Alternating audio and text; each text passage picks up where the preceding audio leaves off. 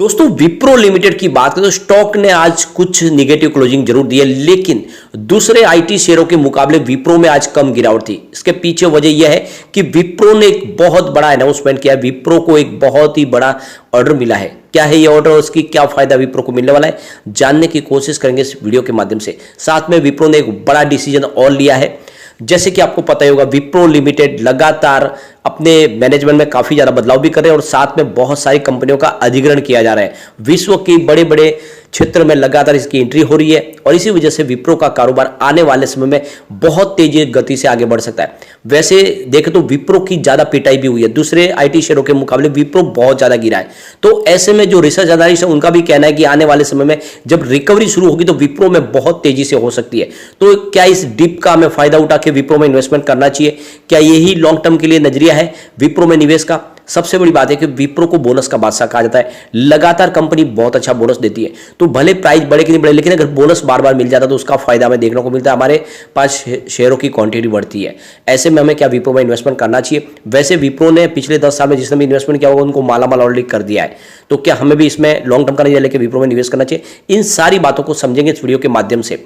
सबसे पहले अगर हम बाजार की बात करें तो आज बीएसई सेंसेक्स 61,799 के स्तर पे क्लोजिंग दिया, जहां पे हमने 878 पॉइंट की बड़ी गिरावट देखी, यानी 1.40% गिरा हमारा बाजार।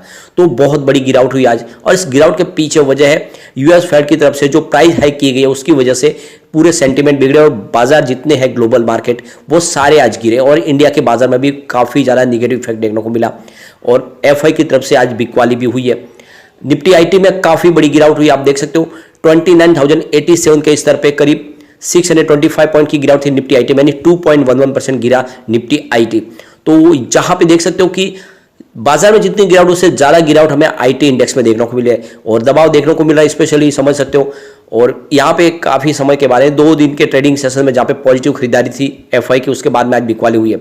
आप देख सकते हो कि 13 दिसंबर को उन्होंने 619 करोड़ की खरीदारी की थी, 14 दिसंबर को उन्होंने 372 करोड़ की नई खरीदारी की, लेकिन आज उन्होंने यानी 15 दिसंबर को 710 करोड़ की अपनी बिकवाली कर दी है। तो आज बाजार में फिर से बिकवाल बन गए एफआई, और इसकी वजह से जो रीजन तो आपको पता ही है। दूसरी तरफ क्रूड ऑयल की प्राइस फिर से उछाल मारने लगी है, उसका भी निगेटिव इफेक्ट देखने को मिल रहा है। हमारा इंडियन रुपीज फिर से दबाव में आ चुका है। अब विप्रो लिमिटेड की बात करें, स्टॉक की शुरुआत 399 पर हुई और अच्छी शुरुआत भी थी, और सबसे बड़ी बात तो है कि जो इसकी क्लोजिंग थी 400 के आसपास थी, जो काफी बड़ी बात थी। लेकिन शुरुआत गिरावट के साथ हुई थी बाजार में, तो उसका असर विप्रो के शेयर में भी देखने को मिला। जो इंट्राडे का लो है वो 394 का है और अंत में क्लोजिंग 395 पर रही, जहाँ पे हमने 1.24% की गिरावट देखी है। अब विप्रो की परफॉर्मेंस देखें तो 372 इसका 52 वीक का लो है और 726 52 वीक का हाई है। तो यहाँ पे देख सकते हो ऊपर के लेवल से काफी ज्यादा गिर चुका है स्टॉक, 395 के आसपास स्टॉक है, यानी निचले लेवल की तरफ है। आप देख सकते हो पिछले 1 साल में स्टॉक में हमें 45% की गिरावट देखने को मिल रही है, जबकि टीसीएस में 12% की गिरावट है और इन्फोसिस में 18% की गिरावट है। तो इस हिसाब से देखें तो बहुत बड़ी गिरावट ऑलरेडी विप्रो में हुई है। वैसे अगर देखें तो निचले लेवल से 6% की रिकवरी भी ऑलरेडी स्टॉक ने दिखा दी है। अब यहाँ पे विप्रो को लेकर जो हमारे ब्रोकरेज हाउस है हेम सिक्योरिटीज, उनको विप्रो में तेजी का भरोसा है। ब्रोकरेज फर्म ने कहा है कि यहाँ पे आपको कवरेज शुरू करनी चाहिए। सितंबर तिमाही के आधार पर 467 के टारगेट प्राइस के साथ इसमें खरीदारी की रेटिंग दी गई है, यानी उनके हिसाब से आने वाले इसमें 467 की प्राइस देखने को मिल सकती है, जो मौजूदा प्राइस पर 18% की आपको यहाँ पे अपसाइड देखने को मिलेगी। Q2 की बात करें, कंपनी का टोटल जो प्रॉफिट है वो 2659 करोड़ के आसपास रहे, जहाँ पे 9.3% की गिरावट देखने को मिली थी। लेकिन जो रेवेन्यू है उसमें 14.6% की बढ़त के साथ में 22,540 करोड़ के आसपास, तो रेवेन्यू तो बढ़ा लेकिन प्रॉफिट गिरा था इस बार। दूसरी तरफ मैनेजमेंट की तरफ से चालू वित्त वर्ष में जो ग्रोथ है वो 2 अंकों में रहने की अनुमान लगाई गई है, जो बहुत बड़ी बात है। तो कुल मिला के आने वाले समय में जिस तरह से इनका ऑर्डर बुक काफी मजबूत है, तो एनालिस्टों का कहना है कि विप्रो काफी अच्छा प्रदर्शन कर सकता है। अब यहाँ पे एक बड़ी अपडेट और निकल के आ रही है। जैसे कि आपको पता होगा कंपनी ने कैप्को का अधिग्रहण किया, इसके बाद में अब कैप्को जो सर्विस प्रोवाइड करती है उसको अब मिडिल ईस्ट में भी लॉन्च कर दिया गया है। विप्रो की तरफ से ये जो फाइनेंशियल सर्विस एडवाइजरी कंपनी कैप्को है उसकी सर्विस अब मिडिल ईस्ट के कस्टमर को भी मिल पाएगी, और ये बहुत ही लेटेस्ट और अच्छी टेक्नोलॉजी है। इससे पहले इन्होंने इंडिया में भी इसकी लॉन्चिंग कर दी है। तो आप देख सकते हो कि बिल्कुल एक नई डिजिटल टेक्नोलॉजी ट्रांसफॉर्मेशन और बिजनेस में एक नई ग्रोथ की संभावना बनेगी, क्योंकि कैप्को के माध्यम से जो कारोबार है वो तेजी से आगे बढ़ सकता है, और इसीलिए ये कैप्को इनके लिए काफी फायदेमंद सौदा हो रहा है। अब यहाँ पे एक बहुत ही बड़ी माइलस्टोन अचीवमेंट गुड न्यूज निकल के आ रही है विप्रो के लिए। विप्रो ने एक multi million dollar manage service contract हासिल कर लिया मजदा यूरोप की तरफ से। विप्रो ने इसका खुलासा किया है कि उनको विप्रो मोटर लॉजिस्टिक यूरोप की तरफ से 5 ईयर के लिए मल्टी मिलियन डॉलर का एक उसकी जो पूरी सर्विस मैनेज करने का कॉन्ट्रैक्ट मिल गया है और ये एक बहुत बड़ा अचीवमेंट है विप्रो के लिए, यानी उनके रेवेन्यू में एक बहुत बड़ी उछाल देखने को मिल सकती है। मजदा की बात करें, ये जैपनीज मल्टीनेशनल ऑटोमेकर कंपनी है और हिरोशिमा में स्टैब्लिश है, लेकिन इसकी जो पेरेंट कंपनी है मजदा यूरोप, उन्होंने यहाँ पे अब विप्रो के साथ में बिजनेस कोलैबोरेशन किया, यानी विप्रो उनको अब सेवाएं प्रदान करेगी उनके सारे के सारे बिजनेस के लिए। अब विप्रो की तरफ से फैसिलिटीज प्रोवाइड की जाएगी, एक डिजिटल टेक्नोलॉजी विप्रो प्रोवाइड करेगी, आईटी की सारी सर्विस जो है वो मजदा को मिलने वाली है। मजदा अब अपने बिजनेस को एक तेजी से आगे बढ़ाना चाहती है और नई टेक्नोलॉजी आजमाना चाहती है अपने बिजनेस में, तो इसका फायदा जो है वो विप्रो को मिलने वाला है। विप्रो को एक बहुत ही बड़ा ऑर्डर मिला है और जिस हिसाब से 5 साल के लिए ऑर्डर है उस हिसाब से विप्रो ने काफी बड़ा अचीवमेंट किया है और इसका फायदा आने वाले क्वार्टर रिजल्ट में भी हमें देखने को मिलेगा।